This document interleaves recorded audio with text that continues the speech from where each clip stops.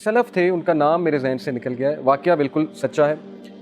ان کے گھر نا باہر رش لگا ہوا، تو ساتھ والے نے پوچھا کہ یہ اتنے لوگ آئے ہوئے ہیں، افسوس بھی کر رہے ہیں، چہرے اترے ہوئے ہیں، پتہ نہیں کیا وجہ ہے۔ تو انہوں نے پوچھا کہ کوئی فوتگی ہو گئی ہے؟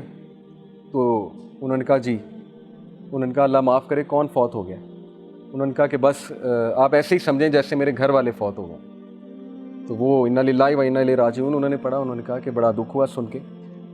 انہوں نے کہا کہ نہیں، اصل میں بات یہ ہے کہ ایک اور بندے نے انہیں کہا کہ بات اصل میں یہ ہے کہ وہ حدیث ہے نا صحیح بخاری کی، کہ جس کی عصر کی نماز جان بوجھ کے نکل گئی، تو it is as if he has lost his family. تو یہ ان کے دوست حضرات آئے ہوئے ہیں افسوس کرنے کے لیے ان کے ساتھ کہ آپ کی عصر کی نماز نکل کیسے گئی۔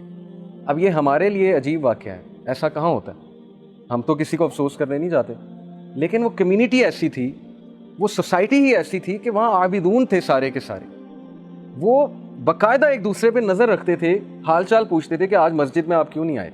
ان کی کرائٹیریا ہی وہ تھا ایک دوسرے سے محبت کا، حال چال پوچھنے کا، کمیونٹی تھی نا ایک۔ تو یہ اس لیول پہ ہمارے اسلاف تھے کہ وہ افسوس اس بات پہ کر رہے ہیں کہ اٹ از ایز اف کہ میری فیملی جو ہے اس کی ڈیتھ ہو چکی ہے، کیونکہ نبی صلی اللہ علیہ وسلم نے کہا it is as if he lost his whole family.